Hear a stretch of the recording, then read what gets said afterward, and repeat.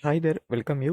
உங்களுக்கு யாருக்காச்சும் ஜிடிஎஸ் வேலைக்கு அப்ளை பண்ணி கொடுக்கணும் அப்படின்னா எங்களை வந்து காண்டாக்ட் பண்ணுங்கள். டிஸ்கிரிப்ஷனில் வாட்ஸ்அப் நம்பரானது இருக்குது. அப்ளை பண்ணி கொடுக்க சார்ஜஸ் வந்து பார்த்தீங்கன்னா ₹50 ஆகும். ஸோ இப்போ அவங்க நம்ம எப்படி அப்ளை பண்ணணும் அப்படின்றத இந்த வீடியோ மூலிமா நம்ம தெரிஞ்சுக்கலாம். முதல்ல நீங்கள் இந்த வெப்சைட் வந்து வந்துருங்க.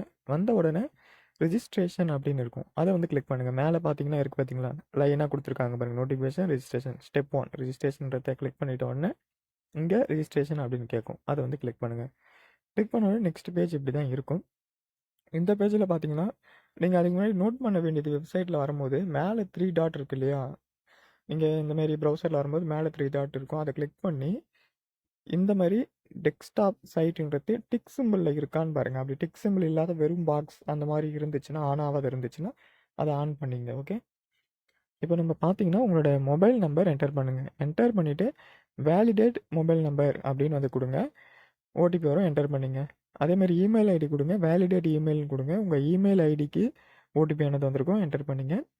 அப்ளிகண்ட் நேம் எடுத்துருக்காங்க. உங்களோட நேம் வந்து 10th மார்க் ஷீட்டில் எப்படி இருக்கோ அந்தமாரி 3வது பாக்ஸில் கொடுத்துருங்க. அதுக்கப்புறமா உங்களோட ஃபாதர் நேம், அப்படி இல்லைன்னா மதர் நேம் அஸ்பர் செகண்டரி, அதாவது 10th எப்படி இருக்குன்னு கேட்டிருக்காங்க.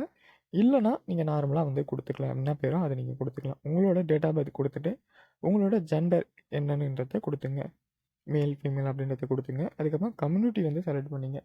கம்யூனிட்டி பொறுத்தவரை ஓபிசி, எஸ்சி, எஸ்டி, இப்போ பிசி, எம்பிசி இவங்களாம் ஓபிசிக்குள்ளே வருவீங்க இல்லையா, ஸோ அதை வந்து பார்த்து நீங்கள் கொடுத்துங்க.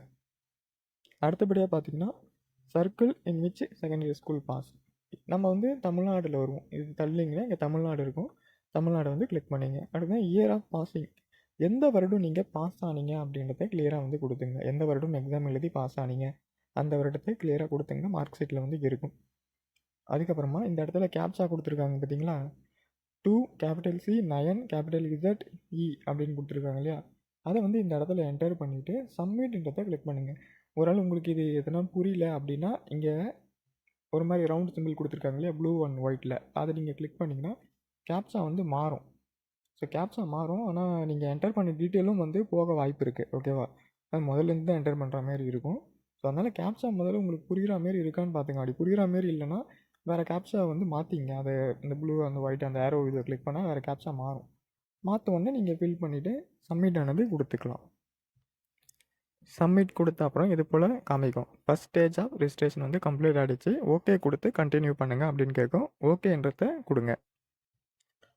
இப்போ நீங்கள் என்டர் பண்ண டீட்டெயிலாம் காமிக்கும்.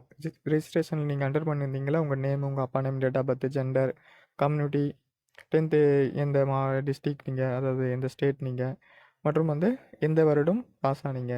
ஸோ அந்த டீட்டெயிலாம் ஆட்டோமேட்டிக்காக அதுவே காமிக்கும். ஃபில் பண்ண டீட்டெயில் வந்து நான் உங்களுக்கு சொல்கிறேன். இப்போ பார்த்தீங்கன்னா மேலே வந்து உங்களோட டீட்டெயில் அதெல்லாம் காமிக்குது, நீங்கள் இப்போ கொடுத்தது. இப்போ புதியதாக நீங்கள் என்ன கொடுக்கணுன்னா உங்களோட ஆதார் நம்பர் கொடுத்துங்க. அதுக்கப்புறம் அறிவே பர்சன் வித் டிசபிலிட்டியாக என்னன்னு கேட்குறாங்க, அதாவது மாற்றுத்திறனாளி. ஓகேங்களா, அப்படி நீங்கள் எஸ்ன்னு கொடுத்தீங்கன்னா உங்களோட டைப் ஆஃப் டிசபிலிட்டி என்னன்னு கேட்பாங்க, நீங்கள் எந்த கேட்டகரியில் வரீங்க அப்படின்னு கேட்பாங்க. ஓகேவா, நீங்கள் என்ன கேட்டகரி கொடுக்குறீங்க அப்படின்னா இப்போ லோ விஷன் அப்படின்னு காமிக்குது, கேட்டகரி ஏ வந்து லோ விஷன் அப்படின்னு காமிக்குது. ஸோ நீங்கள் உங்கள் அந்த கார்டில் வந்து இருக்கும், அது என்னன்னு பார்த்து நீங்கள் கொடுங்க. ஓகேவா, தப்பாக வந்து கொடுக்காதீங்க. அதுக்கப்புறம் languages studied in secondary school அப்படின்னு இருக்குது. இப்போ வந்து இங்கிலீஷ் மீடியம் படித்தவங்க வந்து தமிழ் வந்து சப்ஜெக்ட் இருக்குது. ஸோ நீங்கள் தமிழ் இங்கிலீஷ் ரெண்டுமே வந்து படிச்சுருப்பீங்க. லாங்குவேஜஸ் அப்படின்னு கேட்குறாங்க பார்த்தீங்களா, இப்போ தமிழ் மீடியம் படித்தவங்க உங்களுக்கும் ஒரு இங்கிலீஷ் சப்ஜெக்ட் வந்து இருக்கும் இல்லையா, ஸோ வந்து நீங்கள் இங்கிலீஷ் தமிழ் நீங்கள் படிச்சிருப்பீங்க. அப்படின்னும் போது 2 லாங்குவேஜ் எப்படி நீங்கள் டிக் பண்ணிங்க. ஓகே, டிக் பண்ணிவிட்டு ஓகே கொடுத்துருங்க.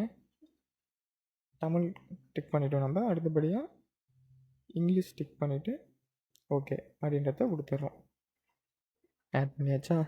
ஓகே, வெதர் எம்ப்ளாய்டான்னு கேட்குறாங்க. நீங்கள் இப்போ வேலை ஏதாச்சும் பார்க்குறீங்களா அப்படின்ற மாதிரி கேட்குறாங்க. ஒருவேளை நீங்கள் எஸ் கொடுக்குறீங்கன்னா அந்த என்ஓசி அப்படின்னு வந்து கேட்பாங்க. நீங்கள் வேறு வேலையில் போகிறதுக்கு வந்து அப்ஜெக்ஷன் சர்டிஃபிகேட் அப்படின்னு வந்து சொல்லுவாங்க. ஸோ நீங்கள் என்ன பண்ணுங்கள், நீங்கள் நோவே கொடுத்துருங்க. நோவே கொடுத்து நீங்கள் வந்து அப்ளை பண்ணிங்க. ஓகேவா, அது ஒன்றும் பிரச்சனை இல்லை. அப்புறமா உங்களோட ஃபோட்டோ என்ன சொல்லியிருக்காங்க, ஜேபிஜி ஃபார்மேட்டில் இருக்கணும் அப்படின்னு சொல்லியிருக்காங்க. சைஸ் வந்து 50 கேபிக்குள்ளே இருக்கலாம், அப் டு 50 கேபிக்குள்ளே இருக்கலாம். 200 × 230 பிக்சல் அந்த மாதிரிலாம் வந்து ப்ரிப்பேர்டு அப்படின்னு சொல்லியிருக்காங்க. ஸோ இது ரீதியாக நீங்கள் ஃபோட்டோ வந்து ரெடி பண்ணணும்.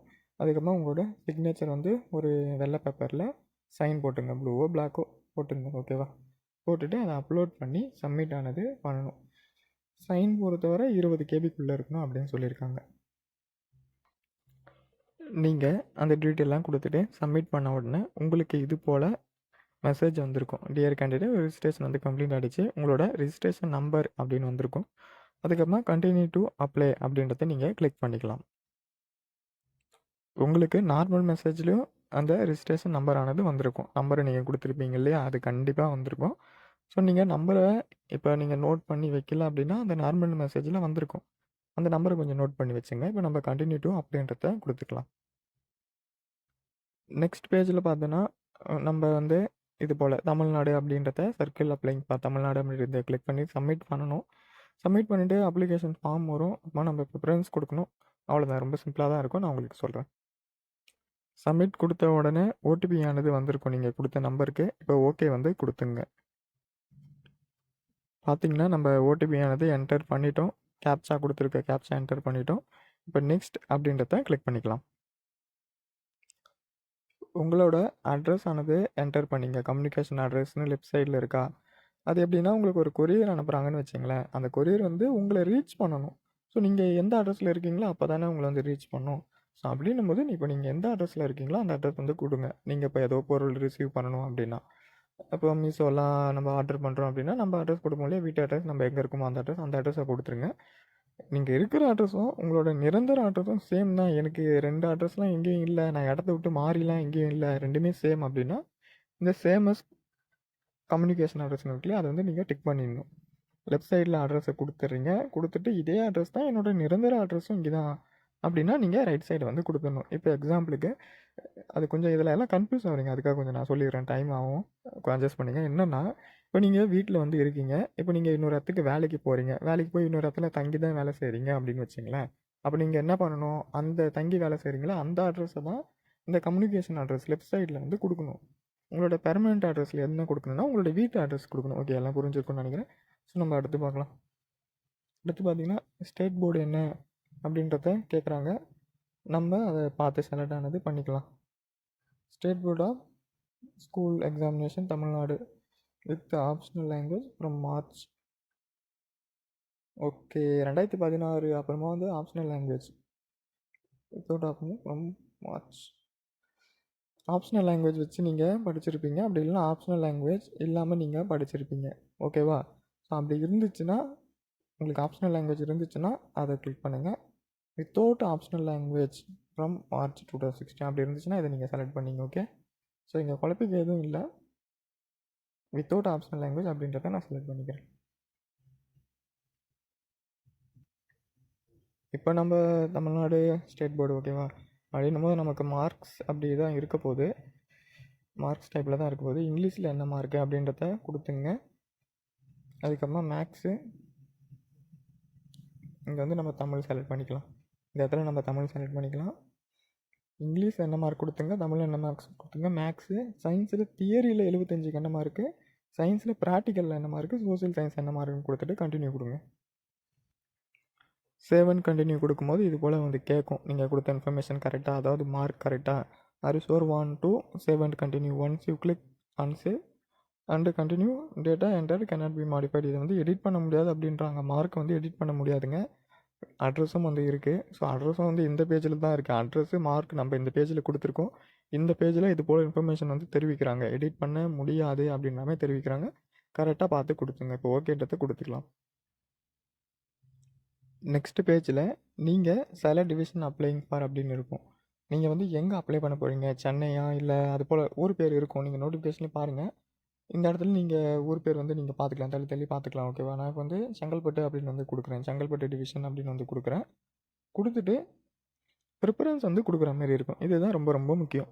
இப்போ நம்ம பார்த்தோன்னா ஓபிசி, ஒரு நிமிஷம் இருங்க பார்த்துக்கிறோம். OBC unreserved, okay. இப்போ நம்ம என்ன கம்யூனிட்டி, ஓபிசி கம்யூனிட்டி கொடுத்து வந்திருக்குமா அப்படின்றதுனால நமக்கு வந்து ஓபிசியில் இருக்கிறத காமிக்கும். அடுத்தபடி அன்ரிசர்வ்டில் இருக்கிறத வந்து காமிக்கும். நீங்கள் எல்லாத்துக்குமே வந்து முக்கியத்துவம் வந்து கொடுத்துங்க. எல்லாத்துக்குமே நம்பர் கொடுக்கணும். நான் சொல்கிறேன் பாருங்க. இப்போ பார்த்தீங்கன்னா ஒரு 4 பேஜுக்கு வந்து போகுது. எனக்கு இப்போ இதை பார்த்துக்கலாம். 4வது பேஜ் போகலாமா?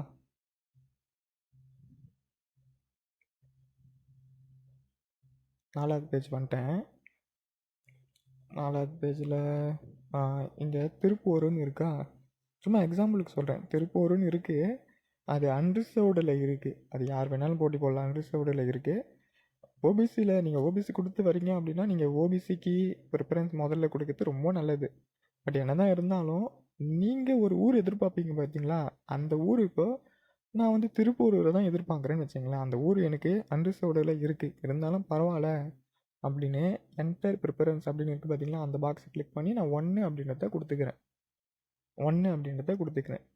எனக்கு இந்த ஊர் தான் முதல்ல வேணும். கிடச்சா இந்த ஊர் தான் எனக்கு முதல்ல முக்கியத்துவம். அடுத்தபடியாக எனக்கு என்ன ஊர் அப்படின்றத நான் பார்த்து வந்து கொடுத்துக்கலாம். இது வந்து நோட்டிஃபிகேஷனில் முதல்ல ஊர் பேரெல்லாம் பார்த்துருங்க. எந்த ஊர் உங்களுக்கு முதல்ல வேணும் அப்படின்றத பார்த்து வச்சுங்க. இப்போ வந்து நான் இதில் 4வது இதில் ஊர் பேர்லாம் பார்க்குறேன். எனக்கு எதுவுமே வந்து கிட்ட இல்லை. ஊர் பேர் எனக்கு எதுவுமே கிட்ட இல்லை. இப்போ நான் ஒரு 3வது பேஜில் வந்து பார்க்குறேன்னு வச்சுங்களேன். இப்போ 3வது பேஜில் வந்து பார்க்குறேன். பார்த்தா இங்கே பவுஞ்சூர்னு ஒரு ஊர் இருக்குது. அந்த ஊர் வந்து எனக்கு அடுத்த கிட்ட ஊர். நான் வந்து எனக்கு முக்கியத்துவம் எப்படி கொடுக்குறேன்னா, எனக்கு எந்த ஊர்லாம் கிட்ட இருக்கோ அதை பார்த்து கொடுக்குறேன். முதல்ல ஒரு ஊர் கொடுத்தேன். அது ரொம்ப ரொம்ப எனக்கு கிட்ட இருக்குது. இப்போ அடுத்த ஊர் வந்து எனக்கு அடுத்தபடியே கிட்ட இருக்குது. அப்படின்றதுனால நான் இதில் 2 அப்படின்னு வந்து கொடுக்குறேன். இந்தமாரி நீங்கள் என்ன பண்ணுங்கள், எல்லாத்துக்குமே நம்பர் கொடுங்க. 4 எனக்கு இருக்குது. 4 இருக்குன்னா மொத்தம் எத்தனை? 4வதுல எத்தனை இருக்குது? 37. மொத்தமாக சேர்த்து 37 இருக்குது. இந்த 4த்தையும் சேர்த்து 37 இருக்குது. பார்த்தீங்களா? நான் 4வதுல கொடுத்த அந்த 1ஆம் நம்பர் அப்படியே இருக்குது பார்த்தீங்களா?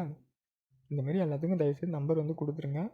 கொடுத்துட்டு ஐ ஹியர்பை டிக்ளேர் அப்படின்னு இருக்கா, அதை வந்து கிளிக் பண்ணிவிட்டு எல்லாத்துக்கும் நம்பர் கொடுத்துங்க. நான் வந்து சும்மா அப்ளை பண்ணுறேன், அதனால் எந்த நம்பரும் கொடுக்கல. இப்போ வந்து சேவ் அண்ட் ப்ரொசீட் வந்து கொடுத்துங்க. எங்கேயும் வந்து நீங்கள் சேவ் பண்ணால் எடிட் பண்ண முடியாதுன்றாங்க. அது என்னன்னு தெரியல. நோட்டிஃபிகேஷன் கொஞ்சம் கிளியராக படித்து பார்த்து வேணால் அப்பலாம் சொல்கிறேன். ஆனால் எடிட் பண்ணுறதுக்கு டேஸ் வந்து கொடுப்பாங்க. எல்லாமே எடிட் பண்ண முடியாது. அதுதான் ரொம்ப முக்கியம். ரொம்ப ஒரு அது தேவையே இருக்காது. அதை தான் எடிட் பண்ணுற மாரி கொடுப்பாங்க. அதனால் அப்ளை பண்ணும்போதே கரெக்டாக அப்ளை பண்ணிங்க. யூஸ் இல்லாத போய்டும் தப்பாக அப்ளை பண்ணிட்டா. ஓகேன்றதை கொடுத்துங்க. இப்போ உங்களோட அப்ளிகேஷன் வந்து சப்மிட்டட் சக்ஸஸ்ஃபுல்லி அப்படின்னு வந்துச்சு. நான் வந்து எனக்கு டிசேபிலிட்டி அப்படின்ற மாரி சொல்லி நான் அப்ளை பண்ணேன். நான் சும்மா தானே அப்ளை பண்ணுறேன் அப்படின்றதுனால அப்படி அப்ளை பண்ணேன். ஸோ டிசேபிலிட்டி அப்படின்னு இருக்கிறவங்களுக்கு இந்த ஃபீஸ் வந்து கிடையாது. அப்ளிகேஷன் ஃபீஸ் வந்து கிடையாது. மற்றும் அனைத்து பெண்களுக்கும் வந்து ஃபீஸ் வந்து இருக்காதுன்னு நினைக்கிறேன். ஆமாம் அப்படி தான். மற்றும் எஸ்சி எஸ்டி கேண்டிடேட் பிரிவினருக்கு வந்து ஃபீஸ் இருக்காது. மற்றபடி ஓபிசி நீங்கள் மட்டும் கட்டுற மாதிரி இருக்கும். நான் கரெக்டாக நோட்டிஃபிகேஷனில் பார்க்கல. ஓகே, அந்த ஃபீஸ் பேமெண்ட்டை வந்து பார்த்துங்க. உங்களுக்கு அப்ளை பண்ணி கொடுக்கணும், நீங்கள் கான்டாக்ட் பண்ணுங்கள். அப்ளை பண்ணுறதுக்கு 50 ரூபா ஆகும். இதுக்கு அப்ளிகேஷன் ஃபீஸும் 100 ரூபா தான் இருக்கும் போல். ஆமாம், நான் போன நோட்டிஃபிகேஷன் நமக்கிட்ட பேசினிருக்கேன். இப்போ ஏதாச்சும் சேஞ்சஸ் எதுவும் இருக்காது.